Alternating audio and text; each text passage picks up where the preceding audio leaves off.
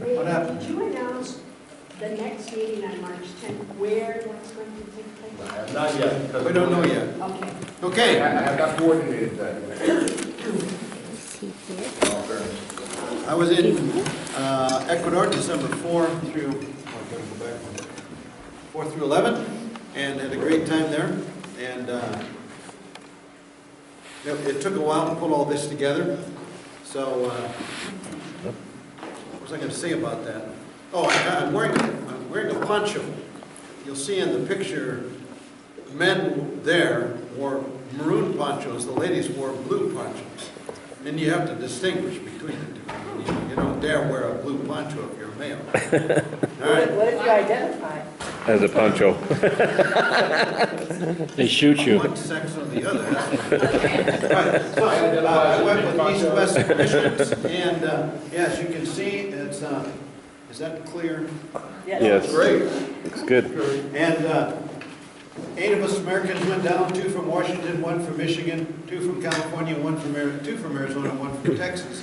And we applied with East-West Missions individually, and we were matched for the mission trip, although I did know 2 of the people before I went. East-West Missions is not a denominational mission, but it works with other mission agencies and puts people where they can best be used. And this was my second mission trip with this agency. I was in Cuba the last time. Sorry. You went to Cuba?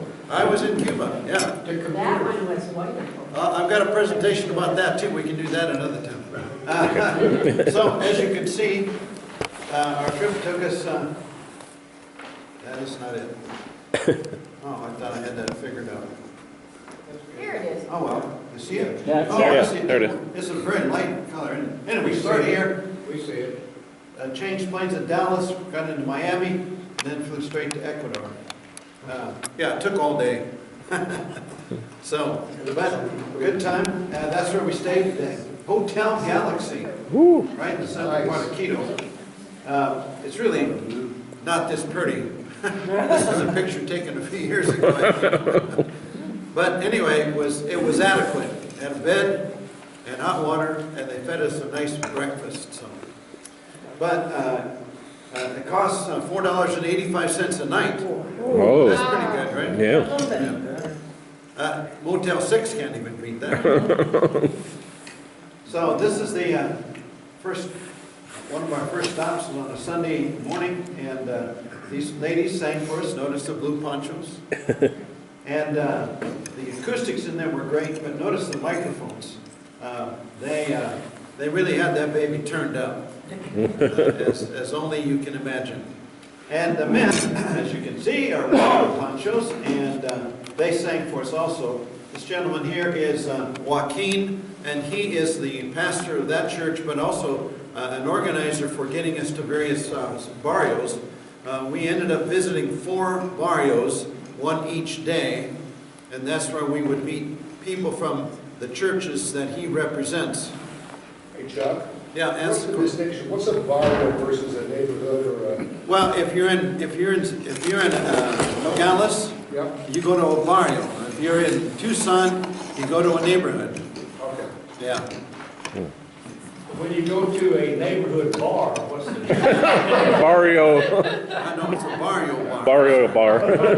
So this church doesn't have a building. That's another one we visited, but we didn't do much there. But they meet under these trees. The owner of the property said, I can't let you build a building, but you can use the restrooms and the kitchen that are in the attached building, but you have to have your meetings outside. And that's not a bad idea there because it's mostly sunny all the time, very moderate climate. It rains every day, but usually just in the evening. So, if you have any questions, feel free to ask me. So we were taken around in this 20-passenger bus, and very nice bus that they rented for us. But notice the bus doesn't get up the path on this one because it's too narrow. He said, I'll stop right here, you guys can walk the rest of the way. We did a lot of walking anyway, so I should say the walking was good for us because it energized us. The elevation there, though, was 9,000 feet above sea level. Oh. And some places are less than that, some are more, but generally speaking, 9,000 feet above sea level. So rural homes are very creative. This is the main floor. Second story up here. People live here. The animals live in here, and they're eating up here in the pasture. But I didn't get a picture of the sheep and goats. But anyway, they come in here and stay in there in the night. This is one of our Americans with 2 translators. She's only 6'2". Only. Plays volleyball for a college up in Washington. As tall as But these 2 ladies are Quechua translators, Spanish to English for us. Even though they're from Quechua background, they don't speak Quechua, either one of them. But what struck me was how short they were, and that's really true. It happens all around. I got another picture about that. All right, these are the ladies that we took food to. Notice the older ladies wear their ponchos, that's the formal dress, and their hats. Now the men wear the same hat, only the difference is the ladies have a feather in their hat, men don't. Yeah. You can't see the feather because it's on the other side, but anyway, I also noticed that the younger ladies skipped all the formal wear, just come in your tennis shoes, give me the food. But that's typical, isn't it? Even in our culture.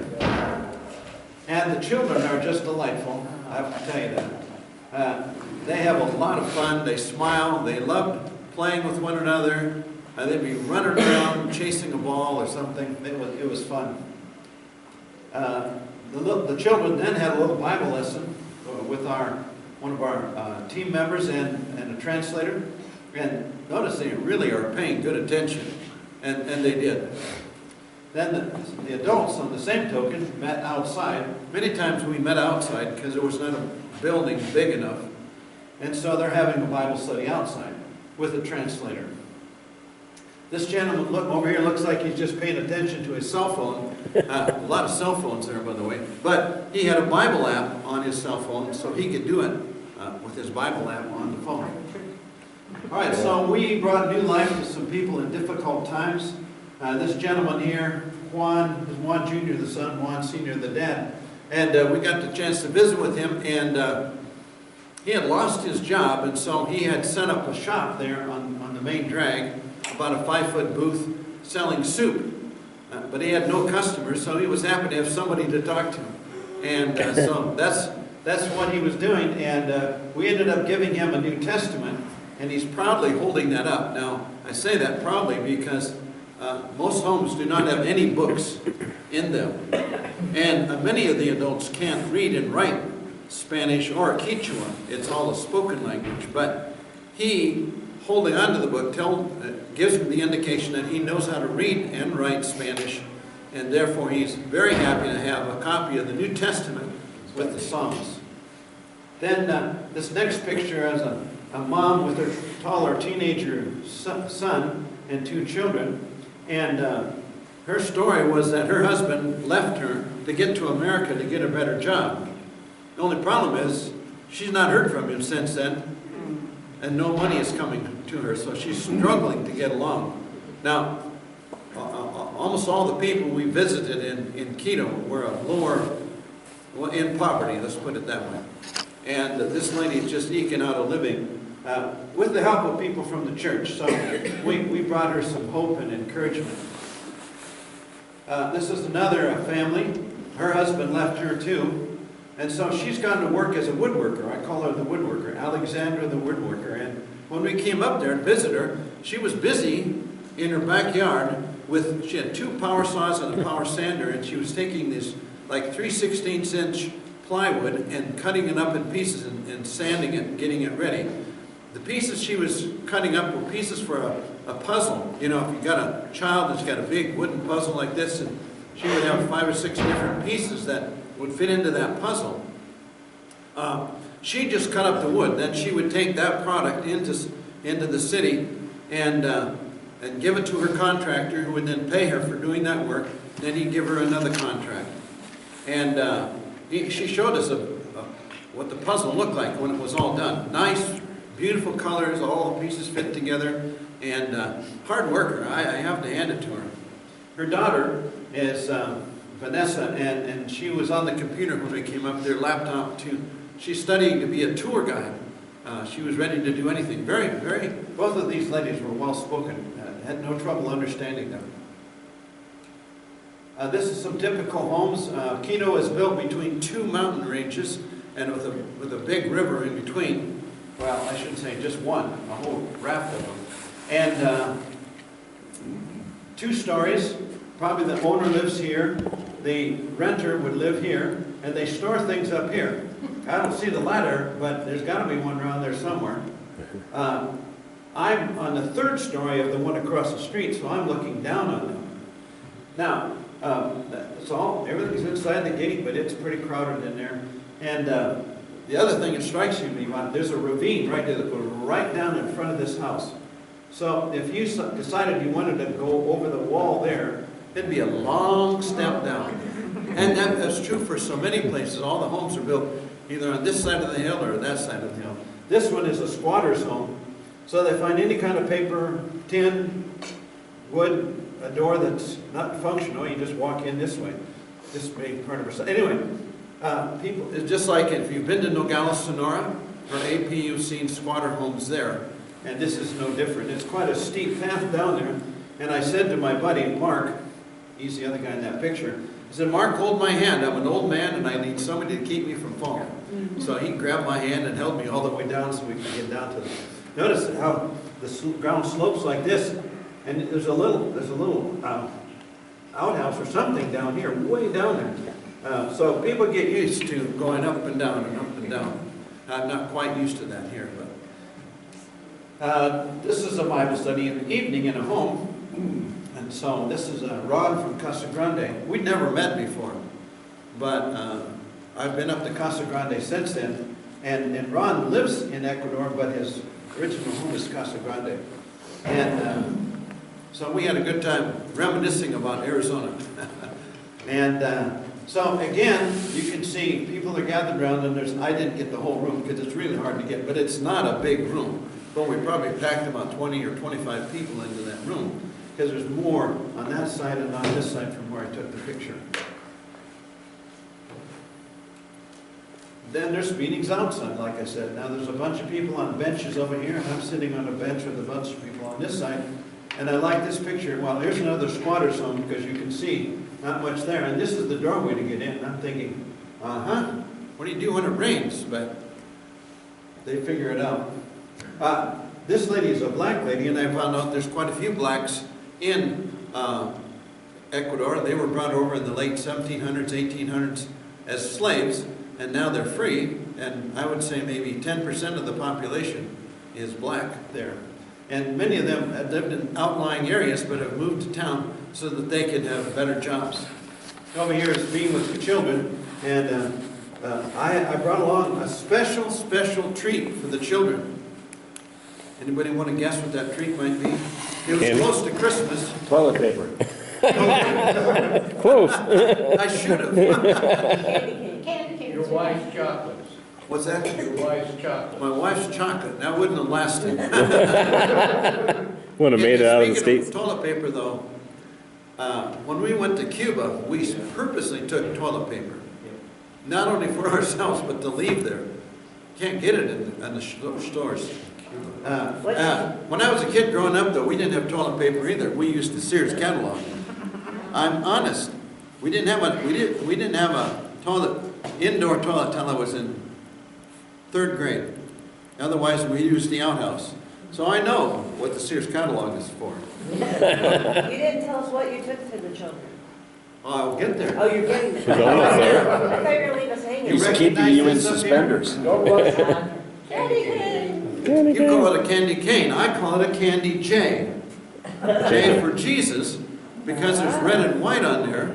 And if you recognize, if you get a genuine candy cane, there's 3 stripes with the red and then the white. 3 stripes meaning the 3 men of the cross. Jesus was between them. And as Jesus shed his blood for mankind, then that blood washes away our sin, and beneath the red is the white, which stands for the purity that we have in Jesus. So, a little sermonette there. But I shared that with the children, and I said, I'm going to give you a piece of this if you'll listen. Oh man, did they ever listen. And so I gave this girl the opportunity to, I had 3 or 4 J's, and she broke them up in pieces and gave each one of these kids a piece. Oh man, did they love that. when we started, we walked into this room, and I was there, and Mark was there, and this lady and two of her kids, and suddenly we had a room full. But that happens down there in the barrio. When something's happening, everybody shows up. So we had fun talking about the Candy J, and the children were very attentive again. Oh, this was a delightful home we visited. I have to tell you, I'll call this guy Gunther. He looks like a good German to me. We came up to his place, and Gunther met us at the gate with 2 barking dogs. Now, I should back up and say, every home we went to had a gate or a wall of some sort, a door. But often there were dogs there, and people would say, oh no, they're okay. And I'm saying, just kind of keep your dog over there, please. Well, when Gunther met us, I thought, there's no way we're getting into this house. I mean, he had a genuine fence around this whole place. And so our translator said, well, these guys are from America. They'd like to share more about what's going on in the church. Oh, okay, I'll let you in. So, okay. He brought us in. He said, the house is kind of a mess, and it was. We went through the kitchen and some kind of dining room, and walked into this living room. As soon as I saw the Christmas tree, I knew we were on good, safe ground. And so we chatted with them and met, this is the mom, this is the daughter, 2 grandchildren, and we had a fun time visiting with them. Gunther said, do you believe in angels? And I said, of course I believe in angels. There's angels all over the Bible. He says, well, I was in an accident. They took me to the hospital. The doctor said, you have to have an operation tomorrow morning or you're going to die. And he said, as I lay there in the hospital in a dark room now, an angel came to me and said, you're going to be okay, Gunther. You're going to get through this. You're going to go out home tomorrow. And he said, I fell asleep. He said, I was delighted that I could fall asleep. I'll see you eat that later, man. He said, I went to sleep, woke up the next morning, said to the nurse, I want breakfast. And she says, you can't have breakfast because you're going to have an operation. He says, I'm not going to get the operation. I'm going to go home today. Bring me breakfast. So she brought him breakfast. Then the doctor came in and said, what are you doing eating breakfast? He says, Doc, I don't want the operation. I'm going to be fine. I'm going to go home today. So he did. And he's never looked back. Now, who knows what was all wrong, but he said, the angel told me I'm going to be okay. His wife had a similar story. She said, when I gave birth to this, I went into the hospital to give birth to my daughter, and the doctor said, either one of you or both of you are going to die in this birth, delivery. And she said, I've heard an angel. I heard the Holy Spirit say to me, you're both going to live. And she said, look at that, we're alive today. So that's why I call it the House of Miracles.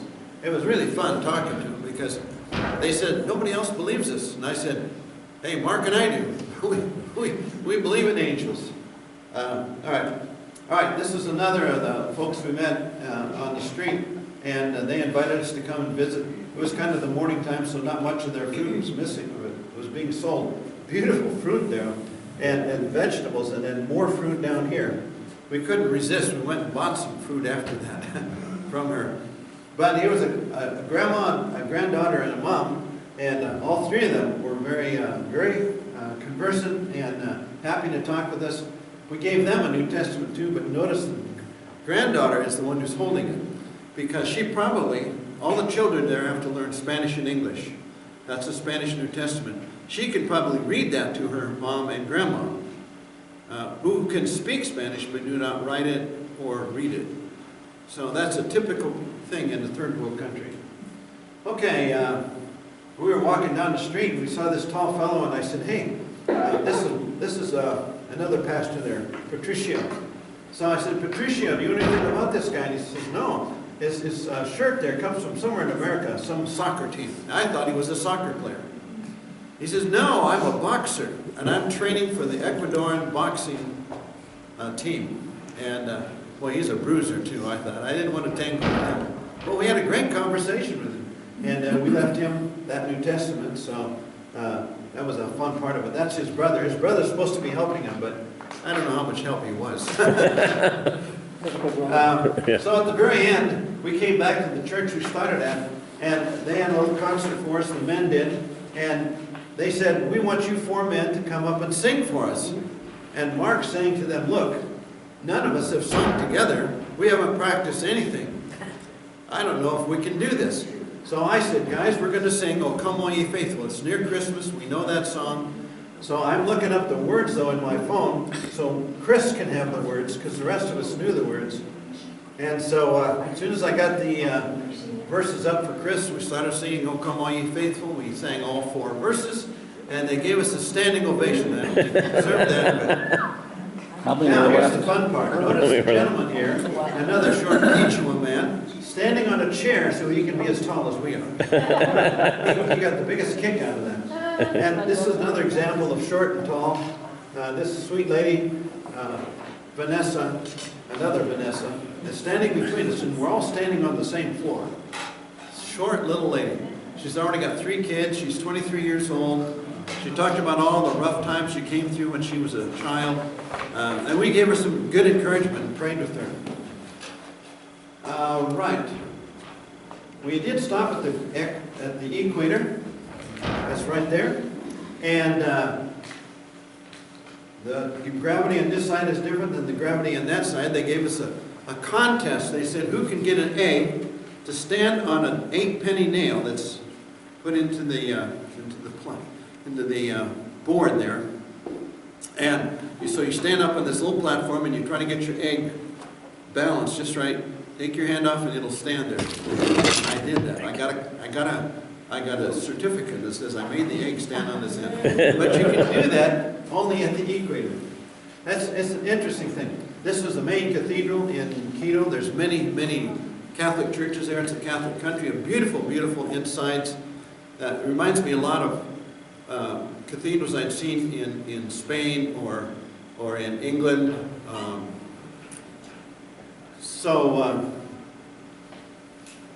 The inside is, Then I stood in the courtyard of the cathedral and I got a picture of this, which is this right here. That's called the Madonna of Quito. That statue is taller than the Sao Paulo Christ statue in Sao Paulo. You've seen that a lot of times in pictures. This one's bigger than that. And it's a very biblical picture, because this one is from Revelation 12, if you want to go home and check it out. Mary is standing here with 12 stars. She's flying away from trouble, but she's standing on the serpent who is over the globe. So, anyway, I'd never seen anything like that. I asked Father Greg, what in the world is happening here? And he said, oh yeah, that's very popular in Spain, in a section of Spain. And he said, I've been there and seen smaller. This is the largest one made. Now, beneath this statue is a cafe down here. Well, that's the inside of the cathedral too. Very elaborate nativity scene. So there I am. I'm in the cafe, and my altitude is 9,884 feet. I looked at my phone and I took a screenshot of it. And behind me is the city of Quito. 4 million people live there. And the city is 10 miles wide and 40 miles long between these 2 mountain ranges. Any questions? Any other comments? Yes? Yes, does the mission have funding that they can get the churches there, or is it only just the visits that you... I'm sorry, I don't quite understand your question. Did you go there for a visit, or did you hand out money too? Oh no, we did visiting on one day, but all the rest of the days we were just doing mission work. Yeah. But I guess what I'm saying is, this group that you went down there with, Yeah. do they have funds that they share with the churches down in the countries that they visit? Yes, we brought money with us to share. Yeah. But to be honest, the primary thing we were doing there was to visit in homes and encourage people to be in church. A lot of them had faced the same things we faced here, COVID. By the way, they've got COVID under control there. 75% of the people 5 years and up have been vaccinated. Even though we walked all around with our mask on, and they did too. I didn't see any evidence of COVID. We talked with people that said, yeah, a couple of our friends died of COVID, but that was a year ago. So I was really happy. Oh, by the way, I gained weight down there. They really fed us well. I mean, the evening meals were just, very good and cheap. Like I said, if the hotel was $4.85 a night, you can imagine the meals being represented the same way, maybe $2 or $3, and you get a whole plate full of food. I was going to show you a plate full of food I had, but I thought, I've got enough to share. What's the standard type of food that they use? Oh, yeah, cheese, rice and beans, and then some kind of vegetable, maybe tomatoes on the side, or cucumbers, or something like that. And maybe a sopapilla for dessert. What kind of protein? Huh? Protein, what kind of protein? Beans? Beans. How do they do beans?